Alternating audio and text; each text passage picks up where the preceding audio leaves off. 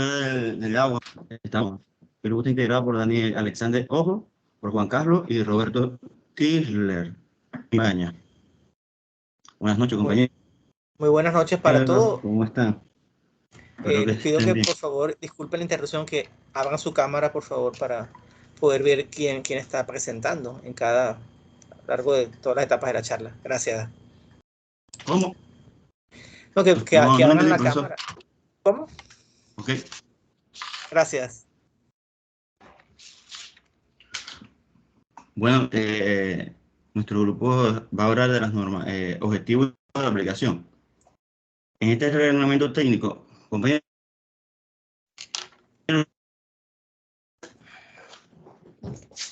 no lo veo. Sí, no se está viendo la presentación. Apareció y después desapareció. Ahora sí, gracias.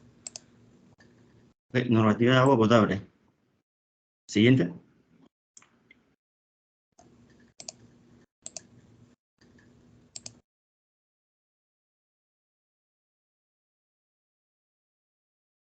Siguiente, por favor. ¿Escuchan?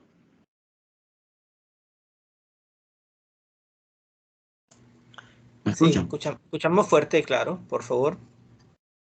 Compañero, siguiente.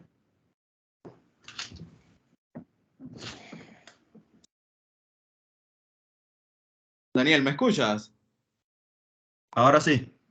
Ok, voy a iniciar, pues.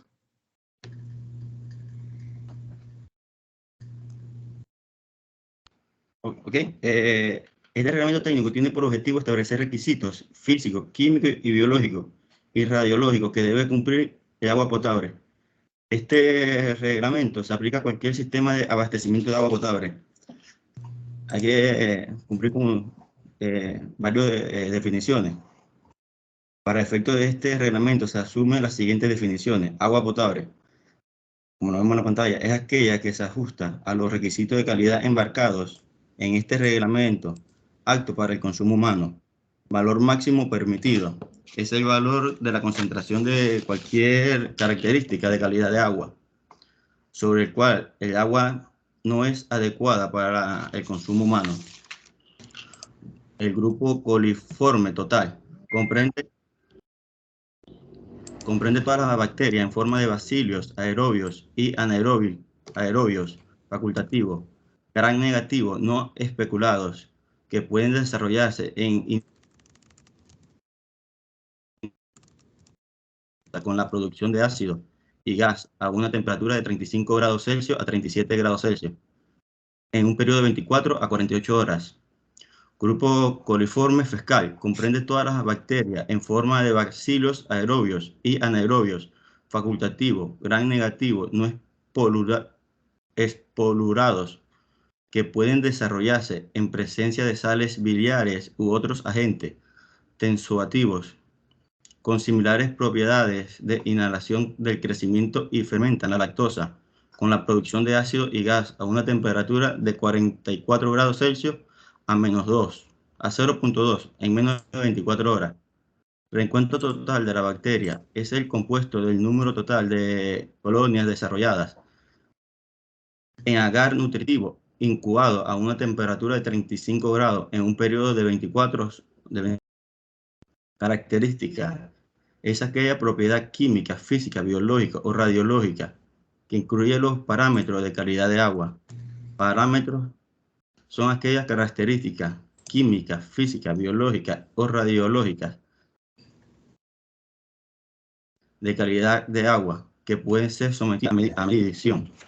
Cloro libre de residuos es aquella porción del cloro que sirve como medida de su capacidad para oxidar la materia orgánica. Sistema de abastecimiento de agua potable es el que comprende la obra, equipo, sustancia, química y materiales empleados para la captación, conducción, tratamiento, almacenamiento y distribución de agua potable a los usuarios. Agua tratada. Agua reacondicionada por cualquier tipo de tratamiento físico o químico para el consumo humano. Agua no tratada. Agua no reacondicionada por previo tratamiento físico o químico y que procede de cualquier fuente o recurso humano. Asociación América de la Salud Pública, Asociación América de la Obra Hidráulica, Federación de Control de la Contaminación de Agua, Unidad de Lofométrica de Turbiación y el BQ1, UEREC por litro. Bueno, lo dejo con mi compañero Daniel Alexander Ojo,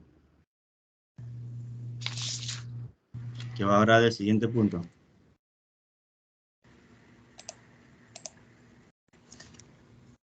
Ok, sigue el compañero Roberto y con el tema de los requisitos.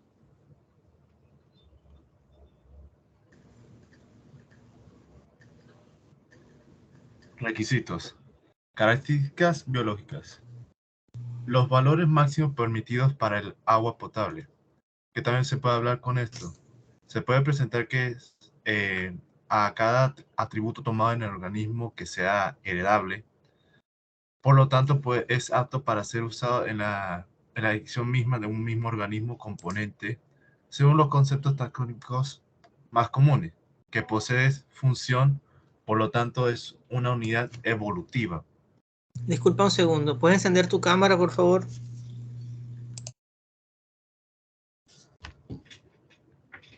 Sí, por eso, de un momento.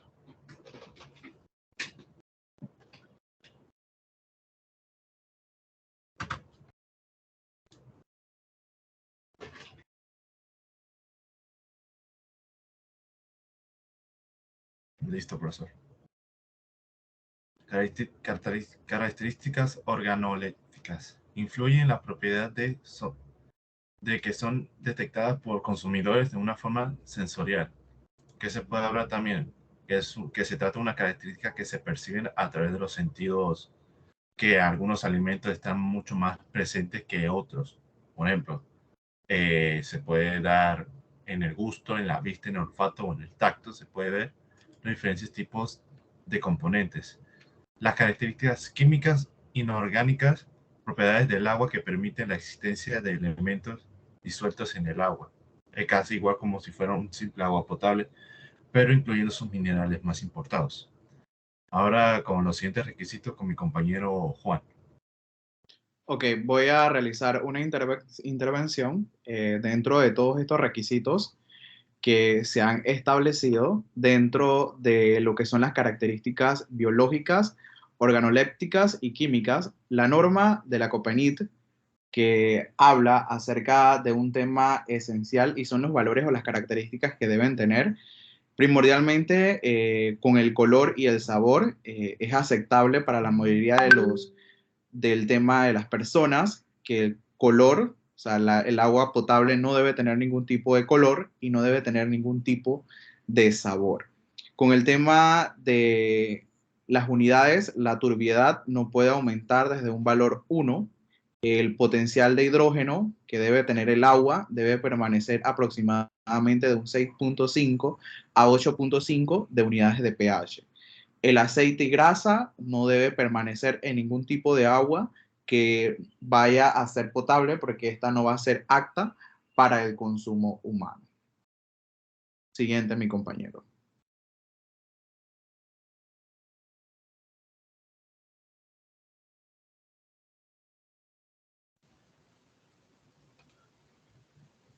Las características químicas orgánicas y las características radioactivas. Los valores máximos permitidos para los parámetros químicos orgánicos es el estudio de compuestos de carbono como limpiadores plásticos, aditivos alimentarios y medicamentos. Esto ayuda al agua a no estar contaminado. Características radioactivas. Los valores máximos permitidos en las características radioactivas es un fenómeno físico natural por el cual algunas sustancias o elementos químicos llamados radioactivos emiten radiaciones que tienen la propiedad de impresionar placas fotográficas, ionizar gases, producir fluorescencia, atravesar cuerpos opacos a la luz ordinaria. Gracias. Ok, con este tema, haciendo referencia a las características químicas orgánicas y las características radioactivas, podemos ver dentro de las cuales en el tratamiento de las aguas el tema de los detergentes, que son pequeñas partículas orgánicas que no pueden estar debajo del 0,2% de miligramos por cada litro de agua. El compuestos fenolíticos tiene que tener aproximadamente un 0,01% dentro de cada 1 miligramo por cada litro de agua.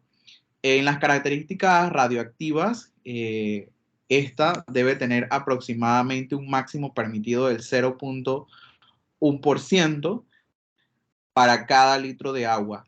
¿Qué quiere decir esto? Que para el consumo humano, el agua que se tenga o deba mantener estos requisitos, no importa de qué parte se esté produciendo, demás, no debe mantener turbiedad, no debe tener partículas que sean detectadas por aquellas personas o por algún tipo de instrumentación en que se puedan determinar las mismas. Muchísimas gracias. Muy bien, muchísimas gracias. Tengo un par de preguntas para ustedes. Por supuesto. Entonces, ¿cuál es el objeto de esta norma? Es decir, ¿para qué la Copanit produjo o sacó esta norma? Ok, para mí el objetivo principal que mantuvo la Copanit a sacar esta norma es de que todas aquellas empresas que se dediquen al tema del agua potable cumplan con proporcionar a la población agua apta, que esté dentro de los rangos establecidos, como es el tema del pH, el tema de las características físicas, que son aquellas que son palpables o pueden verse. Muy bien, ahí has respondido dos cosas, has respondido el ámbito de aplicación, muy bien, justamente, y el objeto de la norma. Entonces, esta norma es tanto para las empresas que embotellan agua, como también para las personas o empresas que hacen explotación del agua con los permisos respectivos que les da el Estado y la quieren potabilizar. El IDAM, por ejemplo, está obligado a cumplir con esta normativa. Todavía el agua del IDAM es muy potable. Que yo, por ejemplo, yo no malgasto mi dinero comprando agua por ahí envasada, a menos que ande de viaje, pues ni modo. Pero el resto yo bebo tranquilamente agua de la que me llega a la casa. También quisiera preguntar, uno de los aspectos que se pedían allí durante la charla era los procedimientos de control, porque los requisitos técnicos pues lo explicaron, o sea, los requisitos que deben cumplir todos. ¿Qué procedimientos de control se señalan ahí en la norma?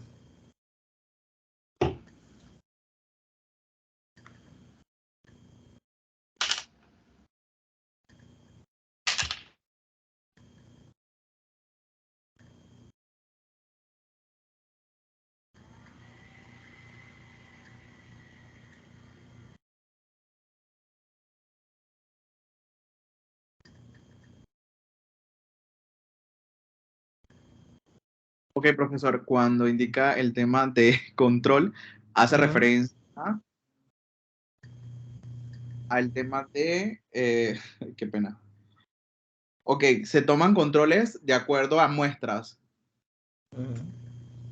Se toman muestras del agua para poderle hacer características determinantes. Por ejemplo, vemos aquí el tema de orgánicas, inorgánicas y el tema también de radioactividad que mantenga el agua para poder así determinar qué tan potable es o no.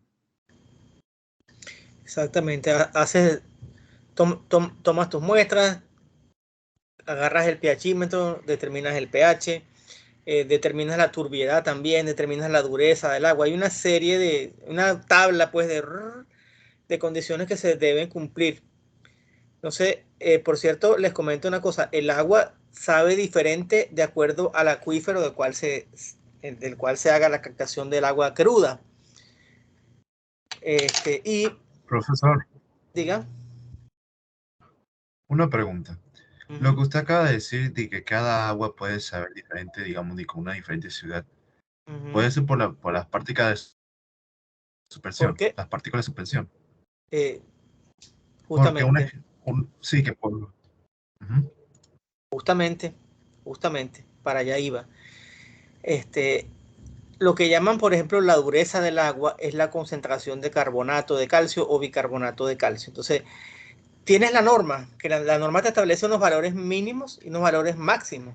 Entonces, de acuerdo a la calidad del agua cruda que tú recibas, las especificaciones de esa agua cruda, tú vas a diseñar el tratamiento para cumplir el agua. Pero, por ejemplo, ahí también entra mucho criterio del laboratorista, del técnico que hace el estudio, del químico.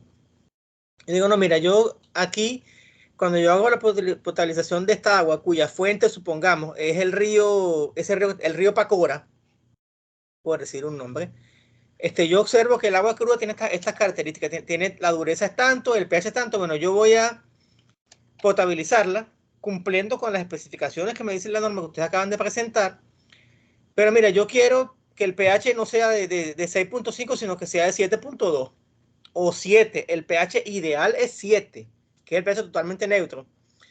Pero usted que le dice, mira, olvídate, dice el jefe, mira, olvídate de eso. Alcanzar un pH de 7.2 es muy costoso, vamos a trabajar con un pH de 6.8 o de 7. De repente habrá quien querrá utilizar hipoclorito de sodio para la desinfección, habrá quien querrá utilizar, por ejemplo, gas cloro. Entonces, de acuerdo al proceso que tú tengas, tú diseñas un tratamiento y eso hace que varíe un poco el sabor del agua. ¿Okay? Por ejemplo, hay lugares donde el agua es más salobre que otras.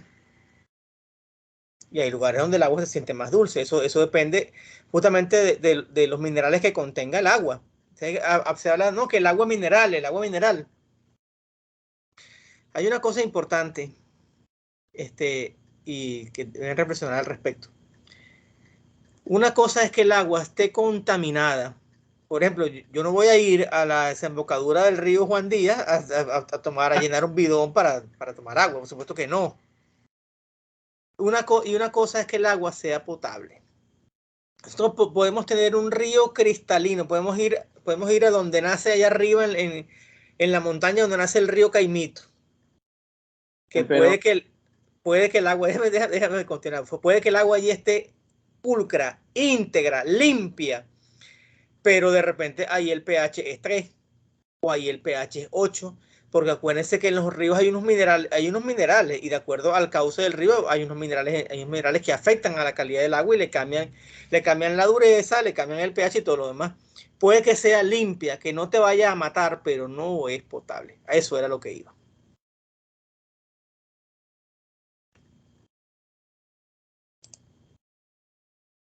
Muy bien. ¿Algún otro comentario, por favor? No, profe, pues siguiendo el tema de que es como usted indica, por el tema de la materia, por ejemplo, fecal o mantenga algún tipo de pH también, y el tema de las bacterias, que es lo que más afecta directamente a la salud humana. Sí. Fíjense, por ejemplo, hace 150 años más o menos, el río Támesis de la ciudad de Londres era un río extremadamente contaminado. Entonces, hubo una epidemia de cólera ahí en Londres en esa época. Entonces, uno de los primeros epidemiólogos de la historia vio ese repunte de cólera y él dijo, mira, hay que hacer un estudio por zonificación. Entonces, él comenzó a estudiar, entonces pidiéndole datos básicos a la persona, ¿usted dónde vive? ¿Cómo se llama? Su edad. O sea, todos esos datos que uno le pide cuando uno llena una historia médica, cuando va al hospital. Eso no es por casualidad, ¿saben? Eso lo usan los epidemiólogos para hacer su estudio. Entonces, él determinó, caramba, hay una serie de personas que están viviendo en esta área que están enfermos. Bueno, esta gente toma agua en este pozo, entonces este pozo debe estar contaminado. Y se dieron cuenta que había una serie de familias que vivían en esa zona, pero que no estaban enfermas. Y estas personas, ¿por qué no están enfermas? Y era que las personas que no estaban enfermas y vivían en esa zona trabajaban en una cervecería. Y en la cervecería era agua de la que utilizaba la cervecería para su proceso y por eso no estaban enfermos. Sí. Fíjense que la importancia de un tratamiento adecuado del agua. Por cierto que en esa época la gente prefería beber cerveza que beber agua. Era mucho más sano beber cerveza porque la cerveza pasa por un proceso de cocción, fermentación, destilación y sale bastante pura. Entonces, no le hago cuña a la cerveza. Igual que beber, por ejemplo, productos pasteurizados. Es mucho más sano cuando no se tiene confianza en las tomas de agua, tomar productos pasteurizados en ese punto de vista. Nunca un jugo pasteurizado va a reemplazar a un jugo natural. Bueno, muy bien. ¿Algún otro comentario, por favor? Ninguno. Entonces podemos continuar. Vamos ahora con la normativa para aguas residuales. Diga. Profesor, una pregunta. Diga El usted. Quique se usa el Quique se usa para las pruebas en la planta de tratamiento. ¿Es igual, la misma norma esa que se utiliza? La norma te dice cómo vas a hacer el tratamiento, el análisis. Ya. Dice cómo vas a tomar las muestras. Correcto. Y te dice también todo el procedimiento de ensayo, o sea que es algo sumamente interesante. No aspiro yo que ustedes sean expertos. Diga, por favor, Daniel. Profe, yo me tengo que retirar. ¿Cómo no? No hay problema. Vale, gracias. Gracias a usted. No aspiro yo que sean expertos en estas cosas. Ustedes tendrán cada quien unos intereses para trabajar en el futuro. Pero lo que les quiero decir es que para ustedes, estudiantes de ingeniería industrial e ingeniería comercial, esta es un área bien interesante y que es válido trabajar en todo lo que es calidad, normalización, proyectos. Es bien interesante esta área de ejercicio profesional. Esta parte es muy relacionada, esta parte que viene me encanta también, que es la parte de aguas residuales. Vamos a ver entonces, por favor.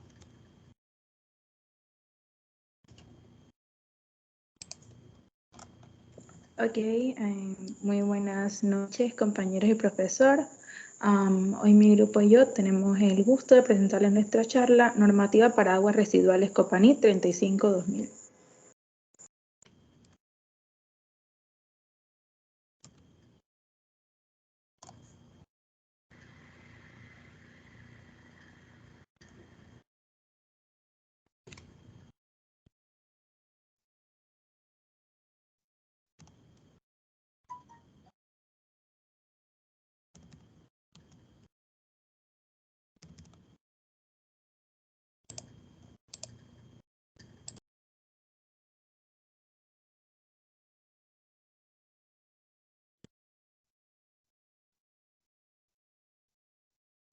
Disculpen, ¿el compañero Abdiel está? Sí. Buenas noches, profesor y compañeros. ¿Me logran escuchar? Es que tenía problemas con conexión. Fuerte y claro. Ok. Bueno, como primer punto hablaremos sobre los objetivos de la norma.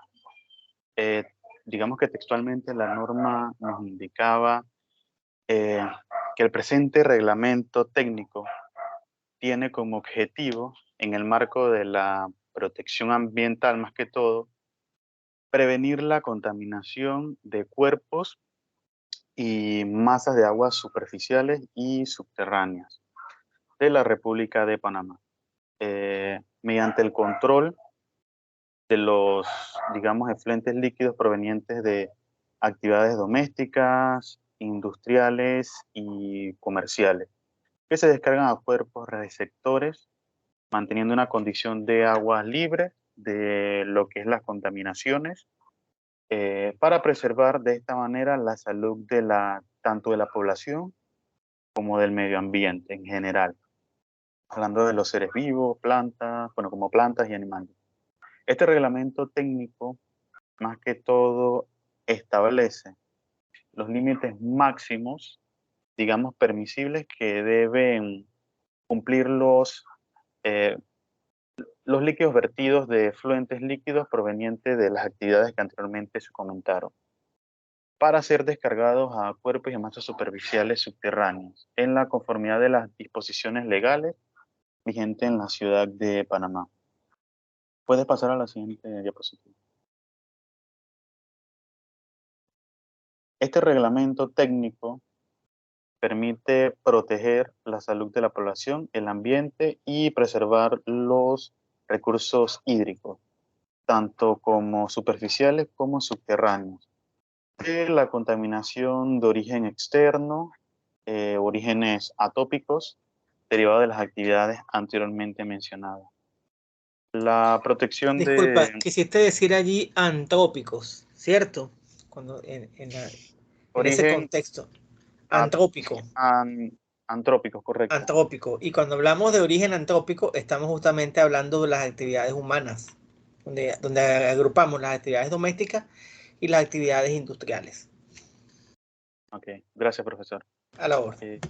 Bueno, la protección de la protección de los recursos hídricos también continentales y marítimos, sean estos superficiales y también subterráneos. ¿Podrías pasar a la siguiente diapositiva? Según la norma, el campo de aplicación de este reglamento técnico comprende los responsables de las descargas de fluentes líquidos provenientes de actividades domésticas, comerciales e industriales, vertidos directamente a cuerpos de aguas continentales o marítimas, sea estos superficiales o subterráneos.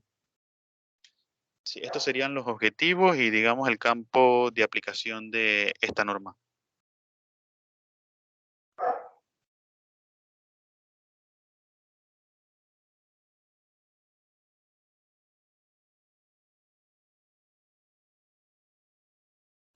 Buenas noches, profesor y compañeros.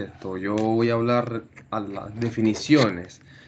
Ok, en la terminología que se define a continuación, debe ser aplicada la disposición contenida en el presente reglamento técnico sin perjuicio. Son 28 pasos definidos de acuerdo a lo que se va a usar para lograr el cometido del proceso este. O sea, tenemos el primer paso que es autoridad competente, caudal máximo mensual de efluentes líquidos, caudal medio mensual de influentes líquidos. Tenemos el cuerpo de agua receptor o cuerpo receptor. Este tema sí es bastante, esta parte, ya que el volumen o masa de agua natural o artificial, marino o continental que recibe o puede recibir descargas de influentes líquidos. No se incluye un cuerpo de aguas artificiales construido para contener o almacenar o tratar releves de aguas lluvia o efluentes líquidos provenientes de procesos industriales o mineros. Tenemos la demanda bioquímica de oxígeno, cantidad de oxígeno requerida para la oxidación aeróbica biológica de los sólidos orgánicos del agua. Y también tenemos la demanda química de oxígeno, cantidad de oxígeno requerido para oxidar la materia orgánica, sea o no biodegradable, con la excepción de compuestos aromáticos como piridina, benceno o tolueno. ¿Puedes pasar la diapositiva, por favor? Tenemos las descargas continuas, descargas directas o cuerpos de agua. Tenemos las descargas esporádicas, como podemos ver aquí en algunas fotos. Descarga heterogénea, homogénea, descarga indirecta o de cuerpo de agua. También en el de cuerpo de agua podemos ver el vertimiento efluentes de líquido con agua de tipo de tratamiento previo fluyendo a un cuerpo receptor. También tenemos el efluente líquido, el efluente líquido de actividades comerciales y efluentes líquidos de actividades domésticas. También tenemos el efluente líquido de actividades industriales y establecimiento de emisor. Puedes pasar a la siguiente diapositiva. Atrás un poco. Ajá. Tenemos las fuentes nuevas y grupos coliformes total, laboratorios acreditados y laboratorios autorizados, límites máximos, que es el valor determinado de un parámetro que sirve para mostrar la característica de un contaminante y que debe cumplir el responsable de la descarga o establecimiento de emisor. Tenemos las muestras compuestas y muestras simples, parámetros potencialmente contaminantes.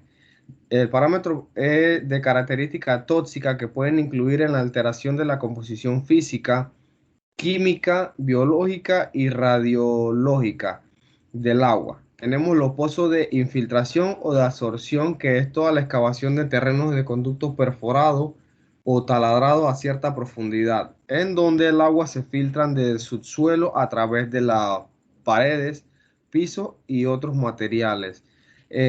También tenemos lo que es, pues, o sea, por lo menos el agua esta la podemos ver en los siguientes lados, ya que son agua doméstica y agua comercial. El agua doméstica es la que demanda la capital, depende de varios factores entre los siguientes: el clima, la demografía, factor socioeconómico y desarrollo urbanístico, agua no contabilizada, erosión del uso de la cuantificación. En aguas comerciales, los flujos de agua de negocios comerciales resultan en aparatos sanitarios, procesos, limpieza y refrigeración. Gracias, profe. A usted. ¿Podemos continuar, por favor?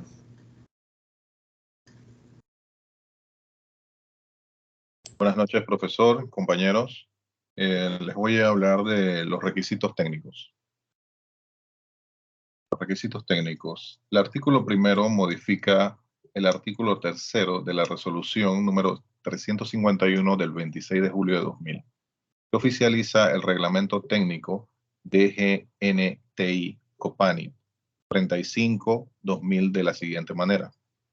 El artículo tercero: las empresas que se presenten resultados de análisis a las autoridades competentes de acuerdo con lo establecido en el presente reglamento técnico deberán utilizar laboratorios acreditados por el Consejo Nacional de Acreditación o autorizados temporalmente por la Autoridad Nacional del Ambiente en conjunto con el Consejo Nacional de Acreditación.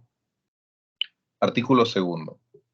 Los laboratorios autorizados temporalmente mediante la presente resolución son: Instituto Especializado de Análisis IES, Laboratorio de Calidad de Agua y Aire, La Calle, Laboratorio de Microbiología de Agua y Aire, Laboratorio de Agua y Servicios Fisioquímicos, UNACHI, Laboratorio de Química, Centro Experimental de Ingeniería, Laboratorio de Sanitaria, Facultad de Ingeniería Civil, Instituto de Investigaciones Científicas Avanzadas y Servicios de Alta Tecnología, Indicasta, Laboratorios de Análisis Industriales S.A., Expert Lab Inc.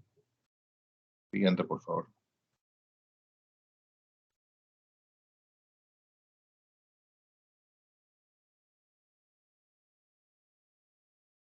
Artículo tercero.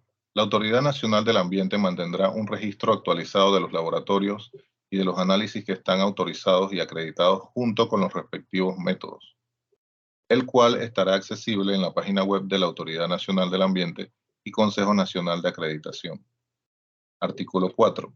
Los resultados de los análisis presentados por los laboratorios autorizados y acreditados después del 27 de mayo de 2006 y antes de la entrada de vigencia de la presente resolución tendrán validez y serán aceptados por la Autoridad Nacional del Ambiente. Artículo 5. La autorización temporal será válida por un año a partir de la publicación de la presente resolución en Gaceta Oficial, por lo que los laboratorios que presten el servicio de análisis de aguas residuales deberán ingresar la solicitud para acreditarse antes de finalizar el periodo. Siguiente, por favor.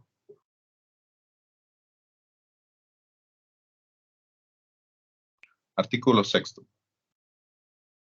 La ANAM, en conjunto con el Consejo Nacional de Acreditación, CNA, iniciará un programa de seguimiento trimestral a los laboratorios autorizados con el fin de evaluar el grado de cumplimiento de los laboratorios con respecto a los requisitos de la norma técnica DGNTI Copani ISO 17225 vigente. Artículo 7. La autorización se mantendrá siempre y cuando se cumpla trimestralmente con la etapa correspondiente. Si un laboratorio no cumple, se eliminará la autorización hasta tanto cumpla con los requisitos establecidos para cada periodo. Si el laboratorio es reincidente, 2 periodos consecutivos perderá la autorización de norma definitiva. La Autoridad Nacional del Ambiente colocará en el registro que llevará de los laboratorios autorizados acreditados un aviso en el que aparecerá los laboratorios que han sido desautorizados por incumplimiento de las metas trimestrales. Los análisis de aguas residuales que realicen estos laboratorios desautorizados no tendrán validez ni serán aceptados por las autoridades competentes. Siguiente, por favor.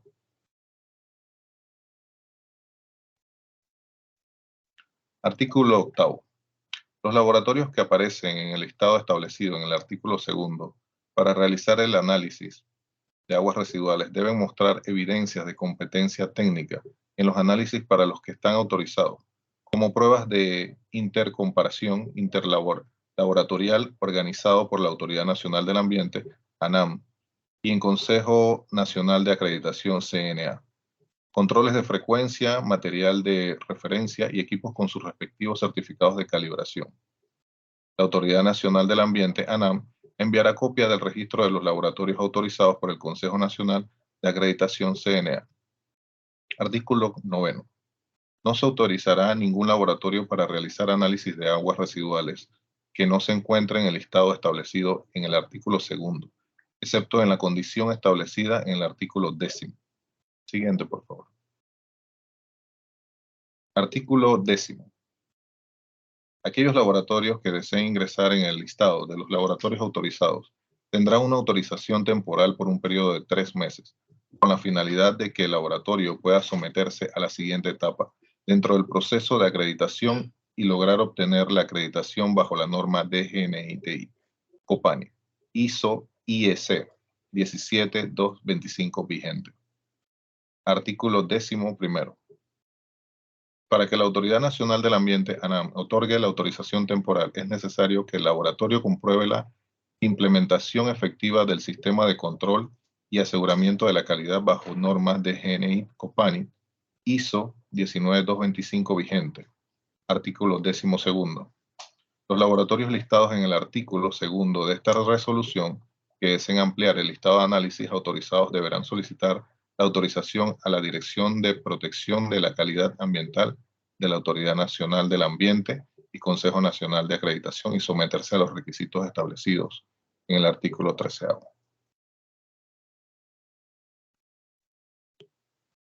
Gracias. Procedimientos de control. Los procedimientos de control son los procedimientos que establece la Administración para proporcionar una seguridad razonable de lograr los objetivos específicos de la dependencia o entidad. Muestreos y análisis. La toma de muestra debe ser efectuada por personal idóneo de laboratorio autorizado o acreditado y realizada en cada una de las descargas del establecimiento emisor, donde se descarguen los efluentes líquidos, sean estas descargas mezcladas o no con residuos de tipo doméstico. Número de muestras. Descargas homogéneas. En cada día de control y según el tipo de descarga, se debe realizar descarga discontinua, que se basa en preparar una muestra compuesta con los diferentes caudales vertidos. El cálculo debe considerarse ponderaciones por caudal. Descarga continua, que es preparar una muestra compuesta de por lo menos 4 muestras simples tomadas a diferentes horas del día. En las muestras deben determinarse los parámetros indicados en la tabla número 3-1, correspondiente a las actividades del establecimiento emisor, más los parámetros potencialmente contaminantes correspondientes a la actividad no incluidos en dicha tabla, los cuales se utilizarán para monitorear la actividad y detectar cambios en los niveles de contaminación. Descargas heterogéneas. Para las descargas provenientes de actividades que generan 2 o más tipos de efluentes líquidos, se debe aplicar lo indicado en el numeral anterior para cada uno de sus efluentes por separado. Descargas esporádicas. Si el establecimiento emisor descarga efluentes líquidos provenientes de procesos eventuales, debe dar aviso a la autoridad competente para su control. Caso contrario, incurrirá en penalizaciones. Obtención de la muestra. Muestra simple. Cada muestra simple deberá estar constituida por la mezcla homogénea de 2 muestras de igual volumen, extraídas de la superficie y del interior del flujo, debiéndose observar las condiciones de colecta, tipo de envase, preservación y tiempo máximo entre la toma de muestra y el análisis respectivo, de acuerdo a lo señalado en la tabla 4-1, y realizando el análisis correspondiente al método oficial. Muestra compuesta. Si la descarga dura 4 horas o menos, la muestra compuesta está constituida por una mezcla homogénea de 3 muestras simples. En caso de descargas con una duración mayor de 4 horas, la muestra estará constituida por muestras simples obtenidas cada 2 horas. Además, debe cumplirse las condiciones de extracción de muestras que se señalan en el reglamento técnico. Las muestras serán simples para los parámetros: temperatura, pH, DBO5, DQO, aceites y grasas, sólidos sedimentables, hidrocarburos, detergentes, cianuros, sulfuros, triclorometano, compuestos fenólicos y nitrógeno. Las determinaciones de los sólidos sedimentables y la temperatura deberán ser realizadas en terreno. El pH deberá determinarse en un tiempo inferior a 2 horas después de haberse extraído la muestra. Lugar de muestreo. El lugar de muestreo será una cámara o dispositivo especialmente habilitado para tal efecto, en donde ocurran previamente mezclados todos los efluentes líquidos provenientes del establecimiento emisor. La cámara o dispositivo de control deberá ser habilitado por el establecimiento emisor, de tal forma que permita realizar sin dificultades el aforo o medición de los caudales descargados con un sistema universalmente aceptado para estos efectos. La autoridad competente se reserva la facultad de tomar muestras de control en lugares diferentes y así lo estima conveniente.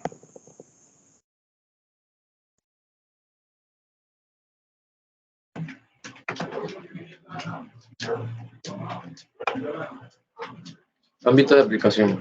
Puede decirse que algunas aguas tratadas, bien sean de procedente de aguas grises, aguas residuales o de aguas de lluvia, pueden utilizarse en cualquier aplicación en la que se necesite agua dulce limpia que no sea potable. Es decir, en el ámbito doméstico puede utilizarse para cualquier cosa que no sea beber, cocinar o lavarse. De estos consumos, beber o cocinar requiere muy pocos litros de agua al día. Es solo la higiene personal, ya que consume cantidades más leves de agua potable, y precisamente esta agua es el que aprovecha para utilizar tratamiento y posterior a la reutilización. Siguiente.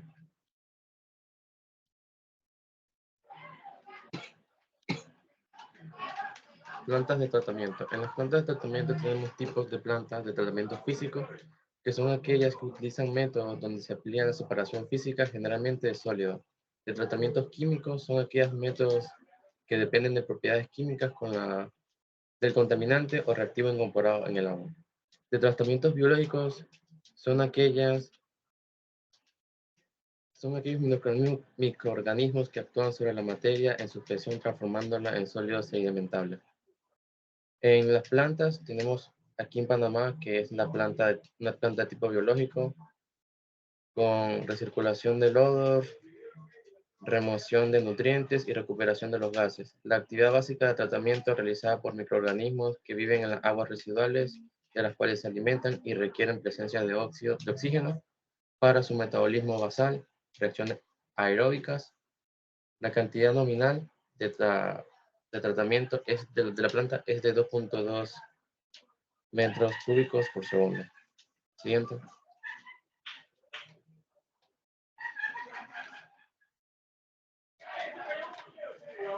Hola.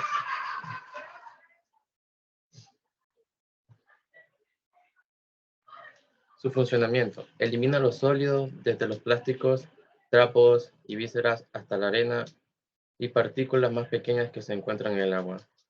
Reduce la materia orgánica y los contaminantes, bacterias útiles y otros microorganismos naturales que consumen la materia orgánica en aguas residuales y luego se separan del agua. Restaura el oxígeno. El proceso de tratamiento asegura que el agua puesta de nuevo en ríos o lagos tiene suficiente oxígeno para soportar la vida. Siguiente.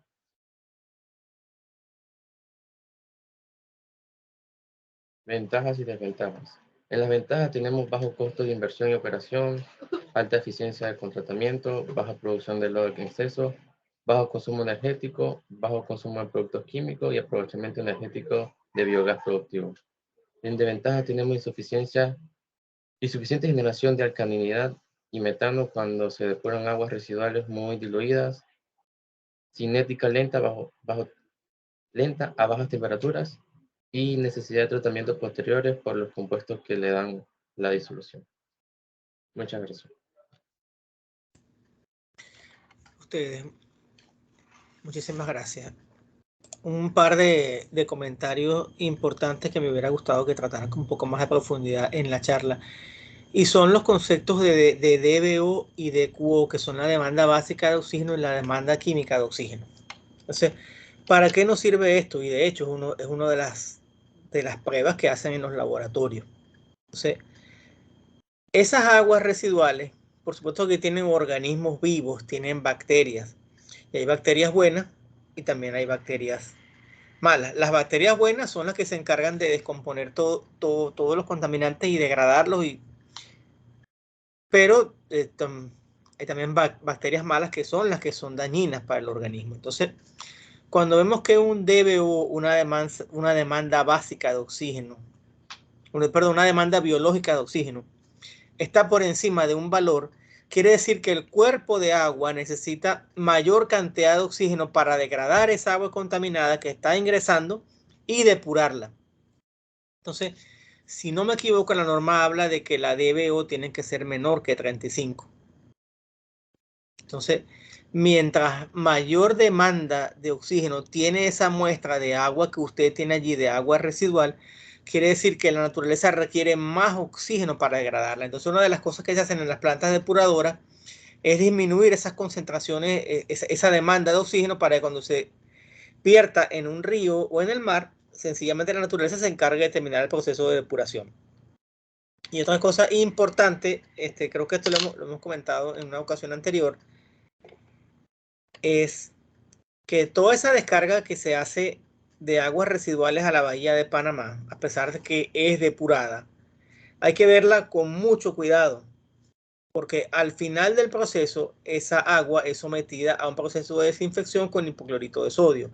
Entonces, esa desinfección con hipoclorito de sodio también hay que hacerla controlada, porque si usted le añade mucho hipoclorito de sodio al agua, esa agua, a medida que sale con esas concentraciones de hipoclorito de sodio, le hace daño a la fauna marina, inclusive a la flora.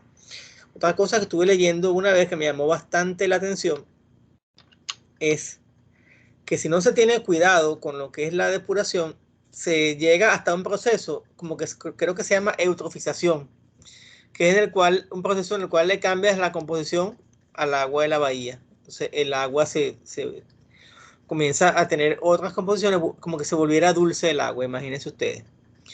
Y también hay que tener mucho cuidado cuando ustedes vean, por ejemplo, que una laguna tiene muchas plantas acuáticas de esas que flotan, no me acuerdo cómo es que le dicen. Quiere decir que hay nitrógeno.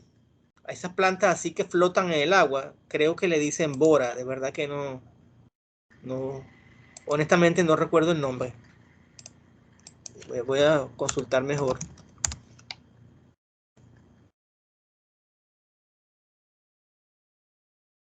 Bueno, aquí me sale bora y me hablan.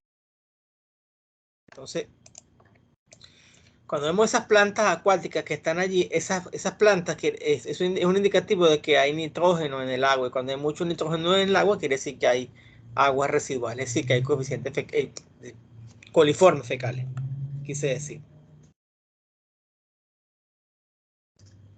Muy interesante el contenido de esta norma. Esta, lamentablemente, como alguien me decía, es una norma que tiene también sus debilidades.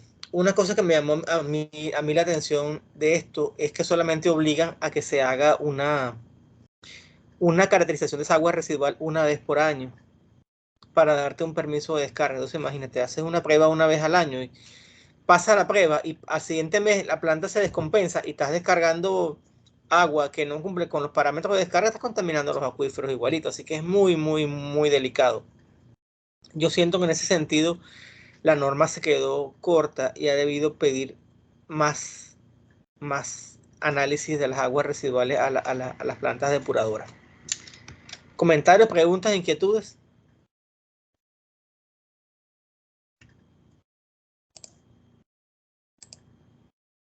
No hay ningún tipo de pregunta. De mi parte no, profe. Ningún comentario tampoco. Claro. Sí, otro comentario es que cuando se va a hacer esa recolección, la persona tiene una jarra, el técnico que hace la recolección, que por supuesto que ese todo, como le explicaron ustedes muy bien, ese técnico tiene que estar certificado. Y también en lo que es la recolección de las muestras y lo que es la cadena de custodia de las muestras hay un protocolo que se debe seguir.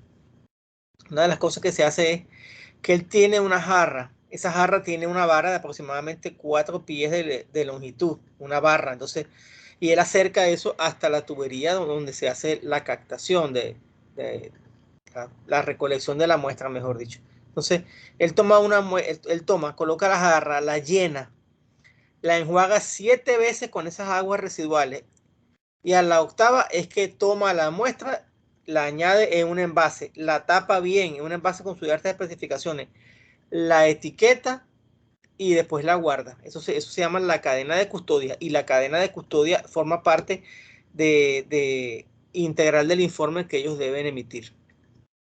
Así que, a pesar de que son procedimientos sencillos, están bien normalizados. ¿Y por qué están normalizados? Justamente para que ese proceso se haga de la forma adecuada y los resultados que se emitan luego del informe sean resultados confiables.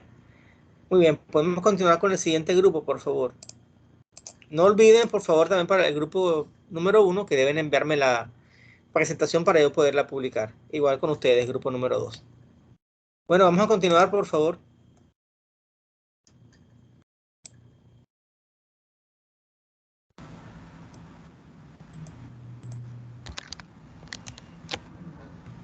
Hola, profe. Sí, voy a compartir. Solo que la computadora está bastante lenta. No hay problema. Aquí tenemos paciencia, tranquila, que tenemos tiempo. Todavía es temprano. A ver.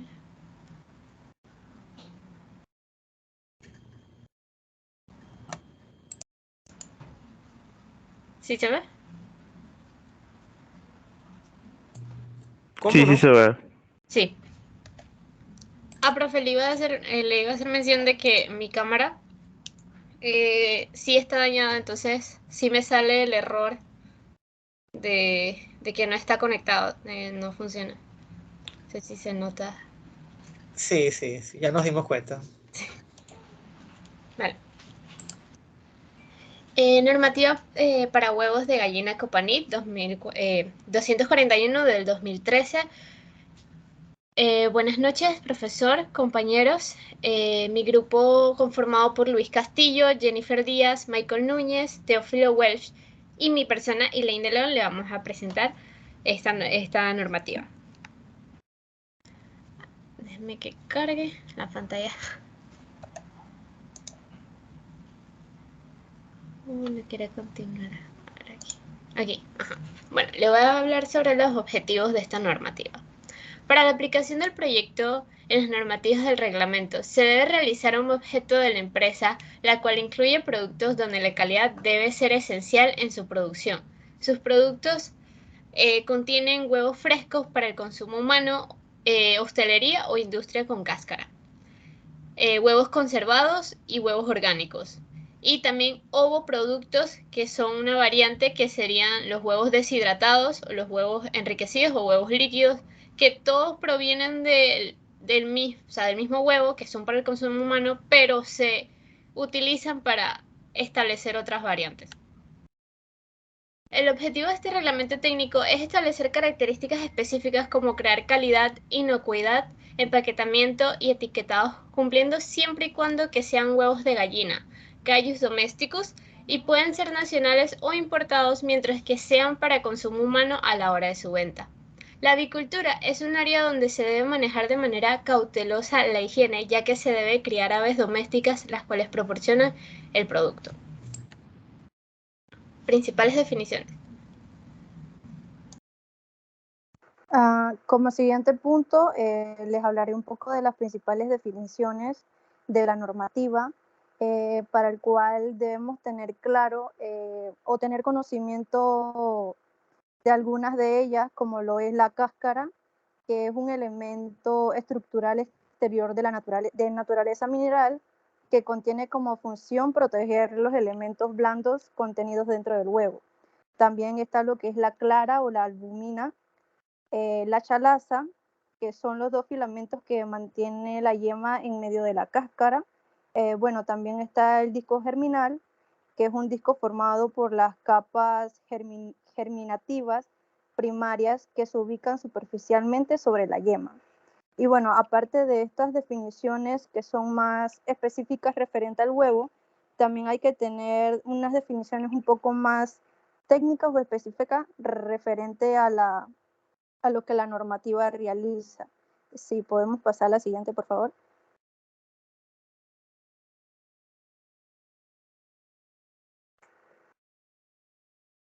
Elaine. Hay que tener conocimiento también como lo que es un empaque primario, que es todo recipiente que tiene contacto directo con el producto, con la misión específica de protegerlo de su deterioro, contaminación o adulteración. También hay que tener conocimiento de lo que es una fecha de expiración o de vencimiento, que como todos sabemos o debemos saber, pues es la fecha límite que se considera que un producto almacenado en las condiciones sugeridas por el fabricante, la cual reduce o elimina las características que deben reunir para su consumo. Y bueno, también hay que saber lo que es la hostelería, que es uno de los lugares en los cuales se podría consumir el huevo, los cuales pueden ser restaurantes, fondas, escuelas, hospitales o instituciones similares, donde se preparan comidas para el consumo humano o con sus fines lucrativos. Y bueno, ya estas serían algunas de las muchas definiciones que deberíamos tener conocimiento referente a esta normativa. A continuación, mi compañero Luis le estará explicando el siguiente punto. Buenas noches, les voy a explicar sobre lo que son los requisitos técnicos y bueno, pues que los huevos frescos deben cumplir los siguientes requisitos para su consumo y venta, ¿no? Que pues la cáscara debe estar limpia, íntegra y ausencia de olores y sabores extraños. Deben ser observados en el ovoscopio y que presenten una clara firme, transparente, sin enturbamiento, exenta de cuerpos extraños, una yema visible, bajo forma de sombra, de contorno bien definido, pudiendo ser ligeramente alargada, achatada y exenta de cuerpos extraños. No se consideran aptos para consumo humano aquellos huevos que presenten mal olor o sabor, estén podridos, presenten la clara de color verdoso, haber sido conservados por procedimientos no autorizados y aquel cuya fecha de vencimiento ha expirado. Dale. Los huevos frescos y conservados deben cumplir con las medidas de control sobre la inocuidad e idoneidad del producto establecidas en la Guía de Buenas Prácticas de Manufactura, resolución 129 del 20 de febrero de 2004 de la Dirección General de Salud Pública. Se prohíbe la adición intencional o no de precursores biológicos, hormonas y esteroides en el huevo comercial. No deberán contener contaminantes microbiológicos en cantidades que puedan representar un peligro para la salud. Los huevos frescos deben ser mantenidos en locales a temperatura ambiente no superior a 30 grados, donde no se altera la calidad e inocuidad del producto, y estableciendo que los mismos tendrán una vida media de 21 días como máximo.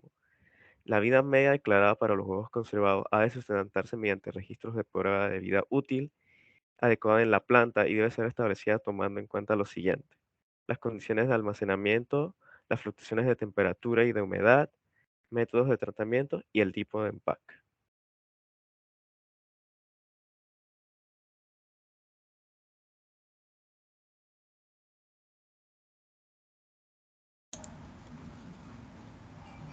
Bueno, esta parte es de mi compañero Michael Núñez. Él no va a poder presentarse en esta clase ahorita mismo porque está trabajando. Entonces yo voy a decir la suya. Bueno, procedimiento de control.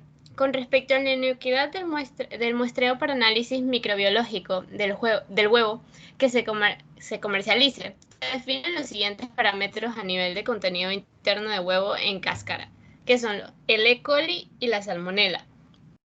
Para efectos de este reglamento se definen las siguientes variables. N se define como el número de muestras de compuestas analizadas que son seleccionadas independiente y separadamente. C, que es el número máximo de unidades de muestra cuyos resultados estén MM sin llegar a M mayúscula. No se acepta que sea mayor o igual a M mayúscula. M minúscula sería criterio microbiológico que separa la calidad buena de la calidad defectuosa o marginalmente aceptable. M mayúscula sería el criterio microbiológico que separa lo marginalmente aceptable de lo inaceptable. De esta forma, se acepta que los recuentos microbiológicos excedan en un número menor de C, que sería el conteo expresado por la variable M minúscula, pero en ninguna ocasión se debe exceder el valor establecido por la M mayúscula. La vigilancia y control de los establecimientos y sus actividades y procesos serán objeto de la vigilancia y del control por el Departamento de Protección de Alimentos de EPA del Ministerio de Salud, que sería el MINSA, los cuales realizarán una inspección periódica a las instalaciones para garantizar el cumplimiento de la normativa y que ésta sea vigente. En los establecimientos comerciales, los huevos importados serán verificados por la Autoridad Panameña de Seguridad de Alimentos, la AUPSA, que sería la coordinación con el Ministerio de Salud, y esto está establecido por el Decreto Ley 11 del 2006. El Ministerio de Salud del MINSA y la Autoridad de Protección del Consumidor y Defensa de la Competencia, la CODECO, deben realizar verificaciones de cumplimiento de lo establecido en este reglamento técnico. Y los ámbitos de aplicación se los va a presentar mi compañero Teófilo. Buenas noches, profesores. El ámbito de aplicación del proyecto. Para conocer el ámbito de aplicación del proyecto de reglamento técnico estudiado en esta ocasión, que hace referencia a la delimitación de su validez, existen 3 preguntas fundamentales las cuales debemos responder, que sería la siguiente: ¿cuándo se aplicará esta norma? ¿Dónde se aplicarán estas normas? ¿Sobre quiénes se aplicarán estas normas? Una vez analizadas estas interrogantes, pasamos a explicar cuál es el hábito de aplicación de este proyecto. Esta norma busca ser implementada en el país de Panamá, sobre todo aquella industria dedicada a la producción y comercialización de aves y huevos para consumo, cuya vigencia será válida a partir de la promulgación de la resolución publicada en la Gaceta Oficial. Podemos decir que el hábito de aplicación de este proyecto es de tipo temporal, ya que solo es válido una vez vigente, entra en vigor, pero también puede ser de carácter especial, ya que es delimitada sobre el territorio nacional. Gracias.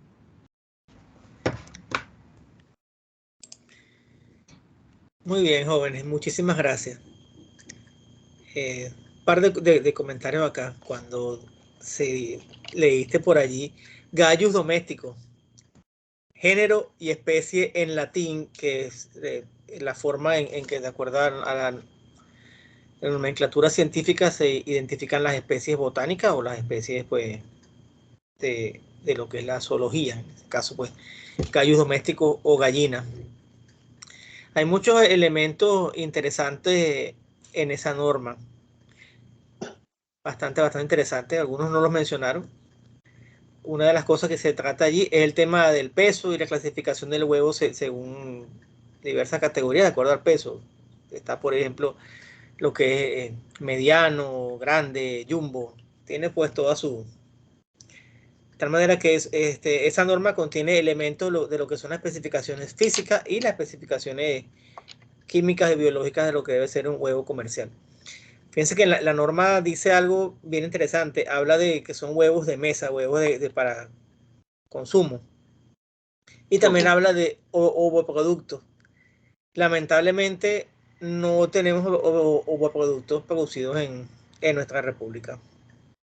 Lamentablemente el huevo que se usa para lo que es la panadería industrial y para lo que es la producción de salsa viene importado, viene en polvo. Así que bueno, tienen sus razones las empresas de panificación industrial, porque para ellos es más fácil trabajar con un producto que está en polvo, que está pasteurizado, que tener que comprar los huevos enteros y tener pues que utilizar las máquinas de panadería para romperlos, o sea, descascararlos, y después hacer un proceso de licuado y tenerlo allí para su proceso. Dicen ellos que como es un producto ya en polvo, que es mucho más fácil hacer las recetas, pero bueno, tienen sus Sí, tiene sus pros y sus contras, pero lo que no me gusta de esto es que al fin y al cabo, creo que se los he dicho en otras ocasiones, es importante para una nación producir sus propios alimentos. Entonces, es lamentable esto, que si tenemos una industria avícola tan buena, de verdad que la industria avícola local es muy buena, es una de las industrias más eficientes del país. Si no fuera eficiente, créanme que no pudiera existir, porque tiene una competencia enorme, una competencia abismal, compitiendo con un gigante, pues entonces ser productor avícola en este país es muy difícil. Miren que lo que es la agricultura y las actividades agropecuarias son extremadamente difíciles. Y les puedo comentar con propiedad por qué es difícil. Número uno, lo que son las vías de acceso a las áreas rurales en general están en malas condiciones.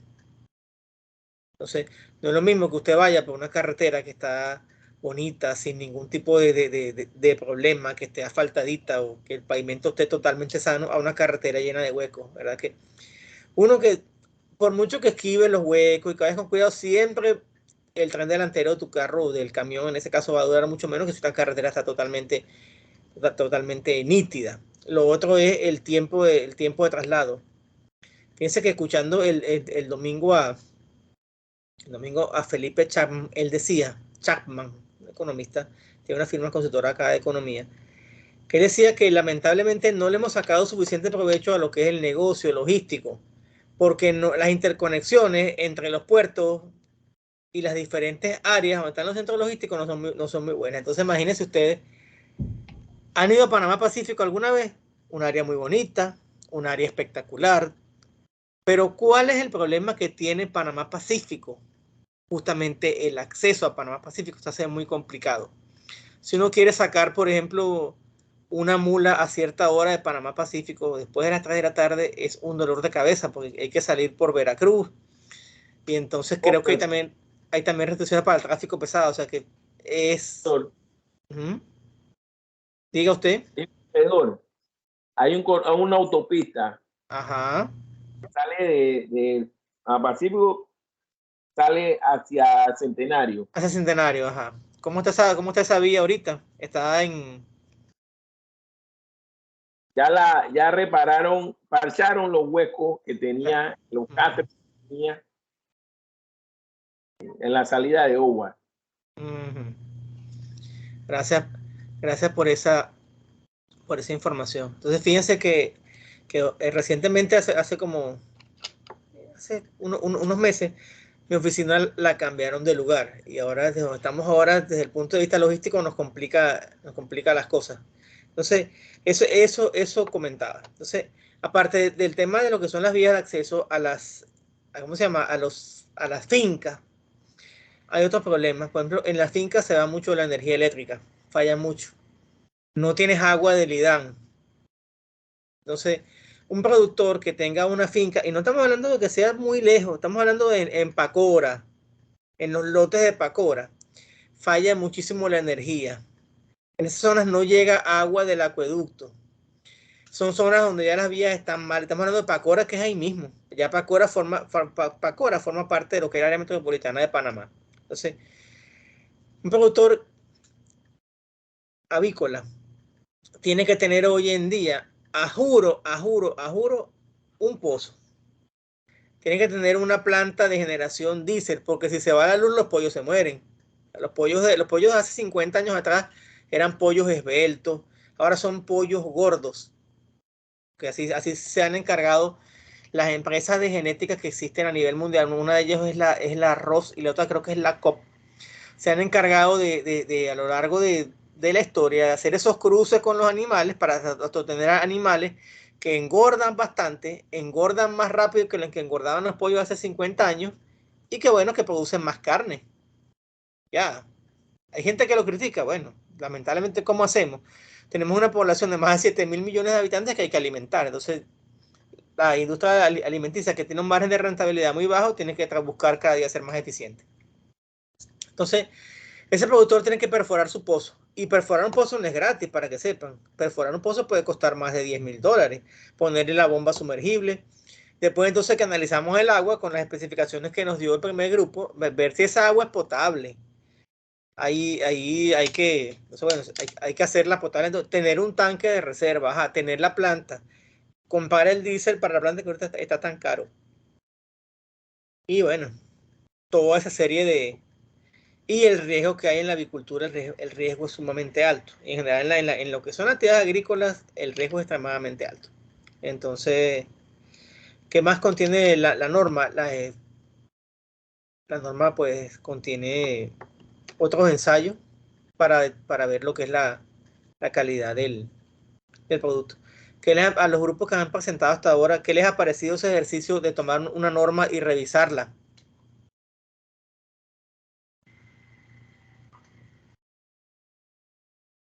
No todos a la vez, por favor.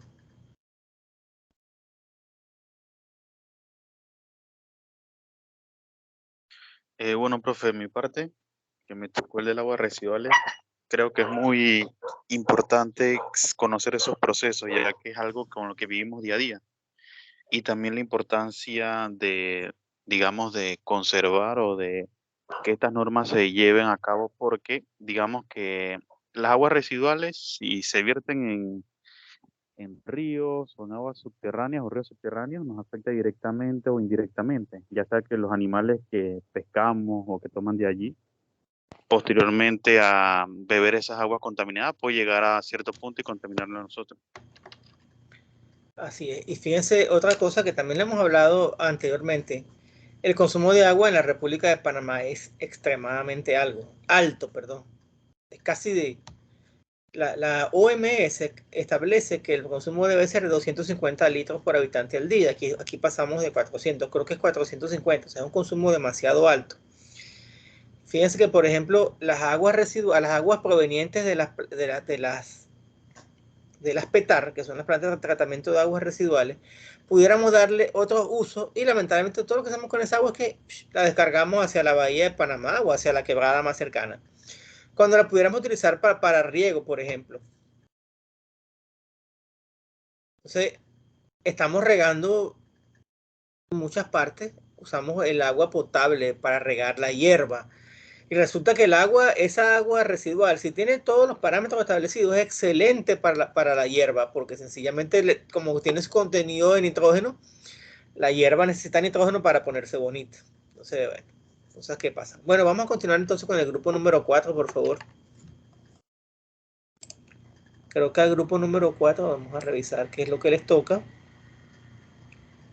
La normativa para tanques de gas doméstico.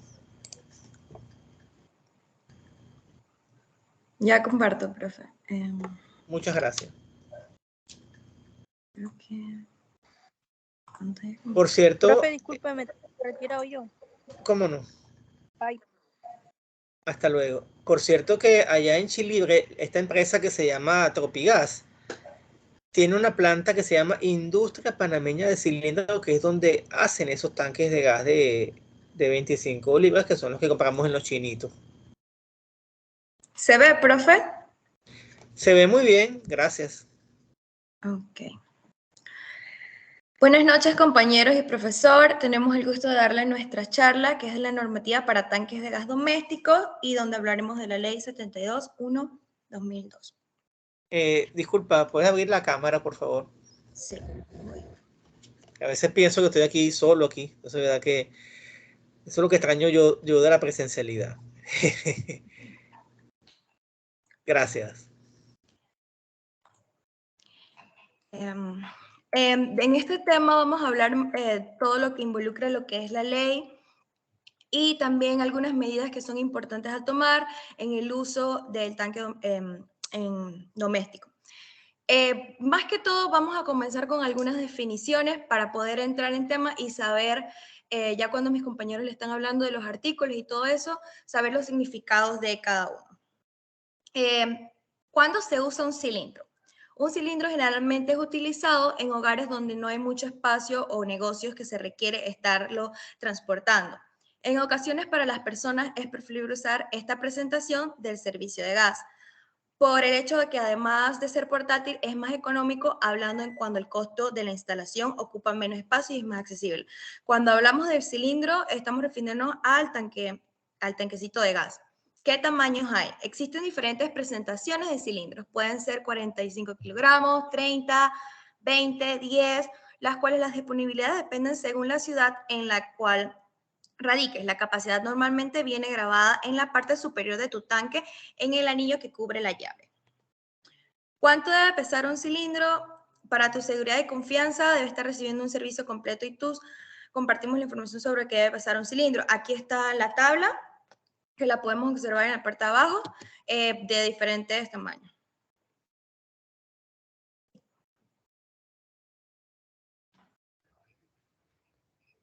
¿Qué es un sello de garantía?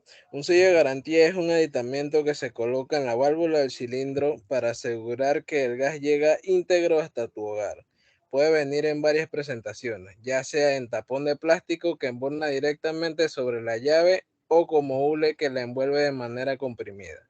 Cualquiera que sea su forma. Cuando un cilindro entregado cuenta con el sello, garantiza que contiene kilogramos completos y no se ha modificado su peso con el que salió de la planta, ya que al retirarse ya no es posible volver a ponerlo.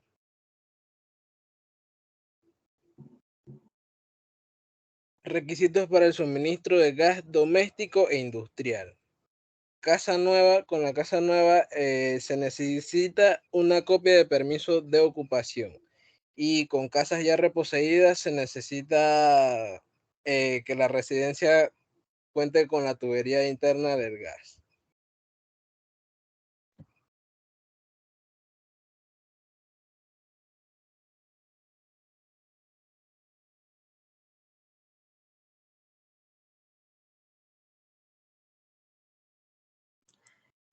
¿Qué es un regulador de gas? Un regulador de gas es un instrumento conectado a la tubería de condición. Su función es controlar el flujo de gas y mantenerle una presión adecuada y uniforme. Sin este diapositivo sería imposible utilizar los equipos de gas, debido a la presión que este tiene, que es muy alta. La función principal, como lo indica su nombre, es regular la presión de gas para que ésta sea constante y estable.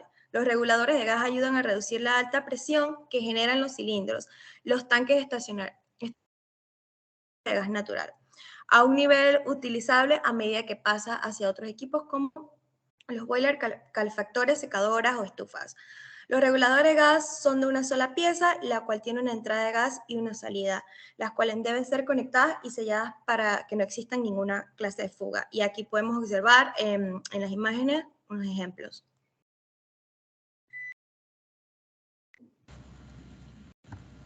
Bien, los recipientes. El recipiente para gas licuado de petróleo deberá tener una superficie completamente lisa, uniforme y exenta de abolladuras, pliegues, grietas o protuberancias y estrías, que no superen lo establecido en la norma Copanit 287.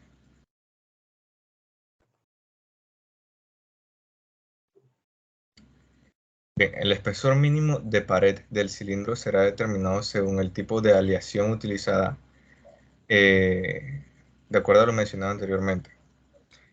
En cualquier caso, el espesor mínimo de la pared será tal que el esfuerzo de la pared calculado en base a 2 veces la presión de servicio no deberá exceder el valor mínimo de los siguientes valores posibles. Como se muestra en el punto A, serían 1406 kilogramos entre centímetro cuadrado, o lo que equivale a 20.000 libras entre pulgada cuadrada. Y en el punto B sería la mitad del esfuerzo en tensión mínima de la aleación de aluminio utilizada. Como nota, se dice que el espesor mínimo aceptado no debe ser inferior a 0.14 pulgadas, es decir, a 0.36 centímetros o 3.55 milímetros. Bien, ahora los cálculos para obtener esta información se hacen con la siguiente fórmula.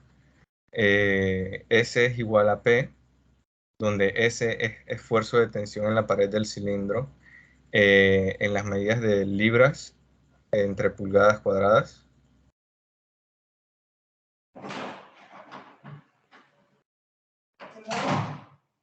en donde S es esfuerzo de tensión en la pared del cilindro en libras sobre pulgadas cuadradas, donde P es la presión mínima de ensayo para la prueba de camisa de agua. La D mayúscula sería el diámetro externo y la D minúscula el diámetro interno. Estas dos últimas ambas en pulgadas. Bien, algo que hay que tomar en cuenta es que el esfuerzo de tensión mínimo especificado se encuentra en una tabla que está en el PDF llamada valores de esfuerzo de tensión para el aluminio. Y el espesor mínimo de la cabeza, la parte superior, y del fondo no será menor que el espesor mínimo requerido de la pared lateral.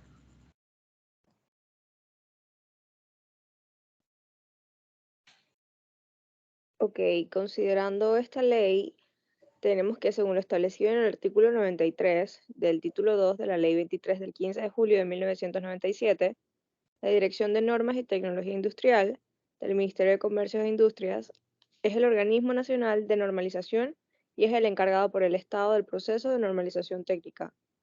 Y está en la facultad para coordinar con los comités técnicos y someter los proyectos de normas elaborados por la Dirección General de Normas de Tecnología Industrial o por comités sectoriales de la normalización a un periodo de discusión pública. En este acuerdo del artículo 95 de la ley, la Dirección General de Normas y Tecnología Industrial del Ministerio de Comercio e Industrias velará porque todos los reglamentos técnicos sean establecidos en base a un objeto legítimo, tales como la seguridad nacional, la prevención a prácticas que puedan inducir al error, la protección a la salud y la seguridad, la vida humana o salud animal, vegetal o del medio ambiente. Por lo que se resuelve de esta ley, en donde se aprueba como la DGNTI Copanit 721 del 2002, que es para los sistemas de conexión para tanques de 25 libras, componentes del sistema, cilindros para gas licuado de petróleo y las especificaciones generales en el tenor siguiente. La Dirección General de Normas y Tecnología Industrial, conocida como la DGNTI, el Ministerio de Comercio e Industrias como el MISI, es el organismo nacional de normalización encargado por el Estado del proceso de normalización técnica, evaluación de la conformidad, certificación de calidad, metrología y conversión al Sistema Internacional de Unidades, en donde el comité técnico es el encargado de realizar el estudio y revisión de las normas y reglamentos técnicos que estén integrados por representantes del sector público y privado. Este reglamento técnico fue solicitado por la Asamblea Legislativa mediante la Ley 71 del 26 de diciembre del 2001, lo que establece las normas de revelación del sistema de conexión para recipientes de gas licuado de 25 libras y el uso del adaptador. Este reglamento, en su etapa de proyecto, ha sido sometido a un periodo de discusión pública de 60 días, durante los cuales los sectores interesados emitieron sus observaciones y recomendaciones. Podemos ver aquí que, como la mayoría de las leyes que se hacen, mantienen el nombre de las direcciones que lo crean o que lo están solicitando, el número de ley que tienen y el año en el que fue aprobada.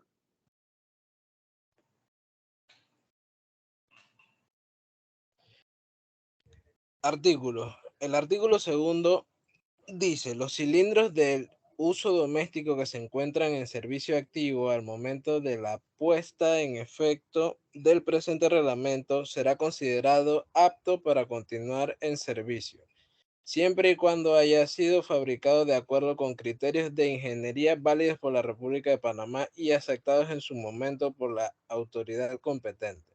Artículo tercero. Este reglamento técnico se aplicará en concordancia con las disposiciones de la Ley número 71 de diciembre de 2001.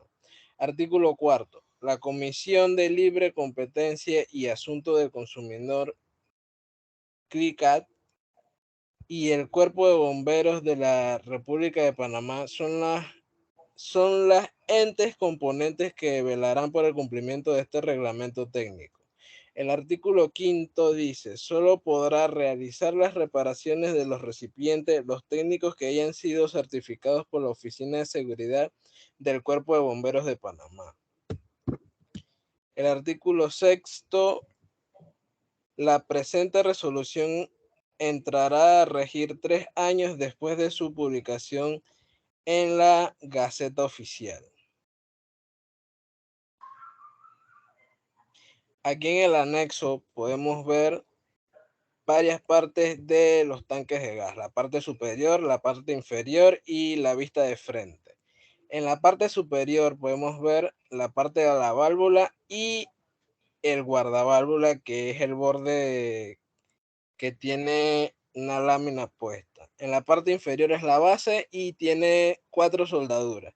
En la vista de frente podemos ver la lámina que tiene un doblez hacia adentro, la abertura que es la del centro por donde se puede poner lo que es el cabezote al tanque, la costura diametral y la parte de abajo que es la base. En conclusión, estas normas nos ayudan a prevenir diferentes accidentes. Hace un par de años se vio uno donde, si no me equivoco, murió una familia y con estas normas podemos evitar esto y también nos ayuda a tener un control. Muchas gracias. Muy bien, gracias a ustedes. Por favor, recuerden enviar la presentación para todos los grupos. No se olviden que siempre tienen que abrir su cámara durante la presentación. Norma muy interesante. Trata las especificaciones que debe cumplir un tanque de gas, que es algo que es tan común de uso diario que, bueno, es algo bien delicado tener un tanque de gas. Hay otras recomendaciones prácticas que debemos seguir a la hora de instalar un tanque de gas. Por ejemplo, cuando se usa un tanque de gas de este tipo para alimentar una secadora o un calentador, debe guardar por lo menos una distancia de unos 5 metros aproximadamente. Es decir, como unos 15 pies. La distancia que debe haber entre lo que es el tanque de gas y la secadora, por ejemplo. Muy importante que siempre estén estos tanques de gas ubicados en áreas ventiladas. Es bien importante este punto. Los tanques de gas, una vez que son fabricados, son sometidos a una prueba de control, una prueba hidrostática. Llegan y le añaden agua y le meten aire a presión y lo tienen cierto tiempo allí para observar si hay fugas o no. Muy bien, no olviden por favor enviarme la presentación. El siguiente grupo, si son tan amables. Profe, se la envió por correo porque lo que hice fue que la subí al foro, o mejor por correo también. Ah, sí, ya está en el foro, perfecto. Y si ya está en el foro, mucho mejor, porque si yo no tengo que publicarlas, ya ustedes ya las han publicado y es menos trabajo para mí. Muy bien. Siguiente grupo, por favor, si son tan amables.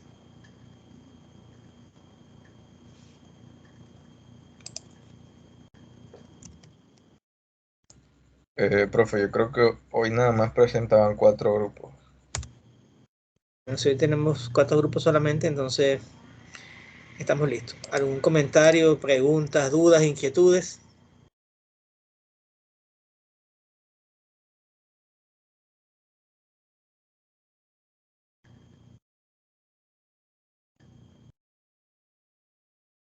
No hay ningún comentario, no hay ninguna duda, no hay ninguna pregunta, todo está claro.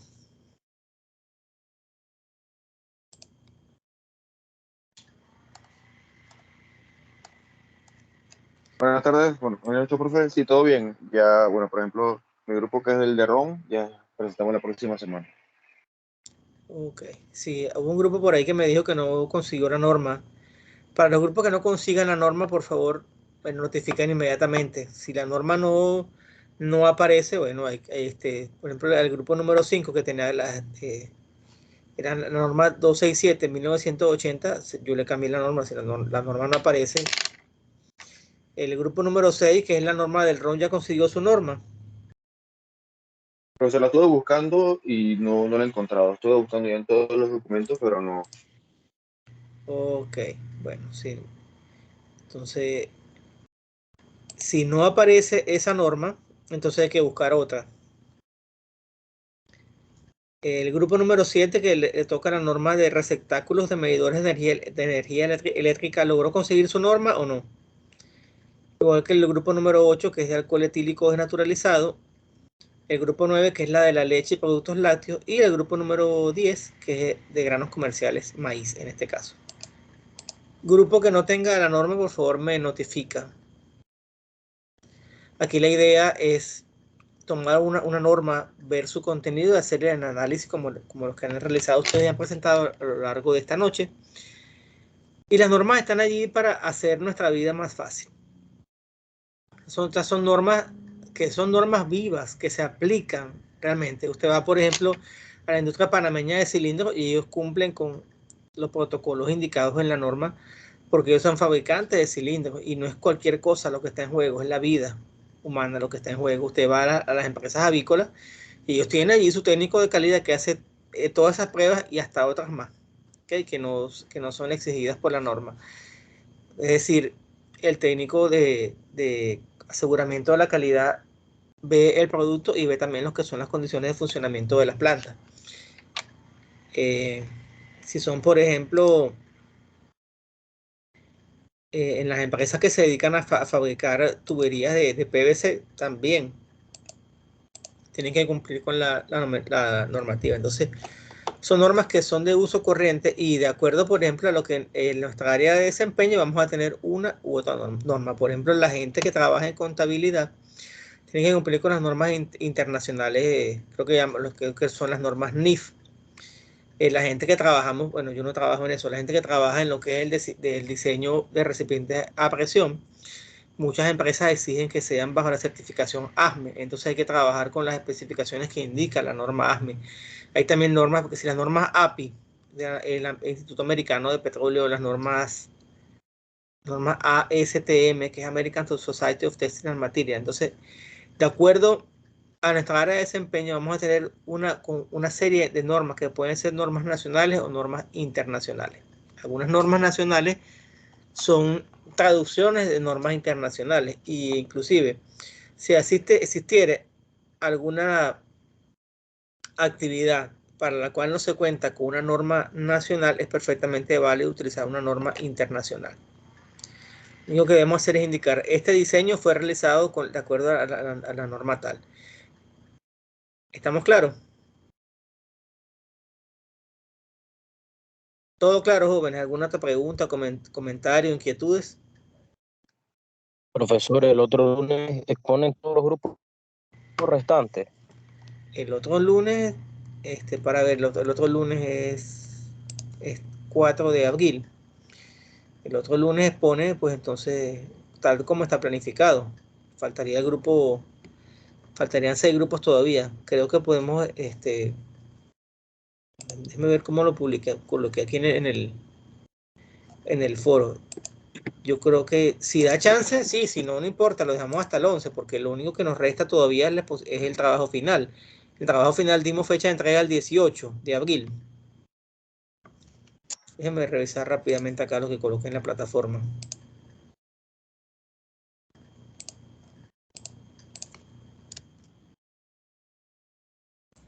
Dice del 5 al 8, profe. Pero el trabajo final está metido en el módulo ya.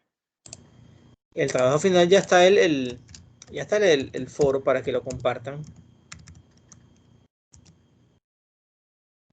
¿Ya está habilitado entonces? No, todavía no está habilitado. Vamos a ver.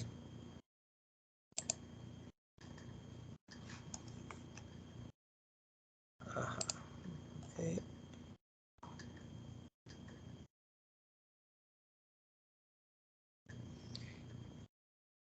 El foro para compartir esta charla está disponible hasta el 11 de abril. Sí, dice grupos 5 al 8, 4 de abril y grupos 9 y 10 el día 11 de abril. Y a la semana siguiente, que es el 18, tenemos la entrega del trabajo final.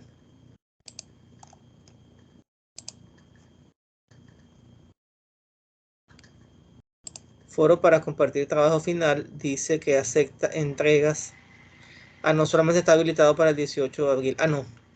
La fecha de entrega para publicar este foro es lunes 11 de abril. Es decir, que del 11 de abril en adelante ya pueden ir subiendo sus trabajos en el foro. ¿Comentarios, dudas, inquietudes?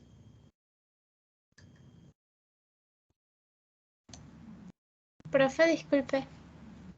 ¿Cómo no? Sí, le habla Eileen de León del grupo 3. Sí, le iba a decir que lo que pasa es que yo ayer había mandado ya el PPT por el foro, pero sí hice como una corrección ahí que noté, entonces lo volví a mandar como corrección.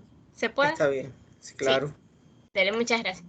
Perfectamente válido. Recuerden que el PPT es para que sus compañeros tengan ese material que es valioso, ese material que ustedes han preparado y les sirva para estudiar, para alguna aplicación. En algún momento le darán algún tipo de aplicación a esos materiales que ustedes han preparado. Bueno, jóvenes, si no hay más nada, entonces hasta aquí llegamos. Que tengan ustedes una feliz noche y que descansen. Hasta luego. Chao, profe, Igualmente. que descanse. Igualmente, profe. Hasta luego, profe. Hasta luego.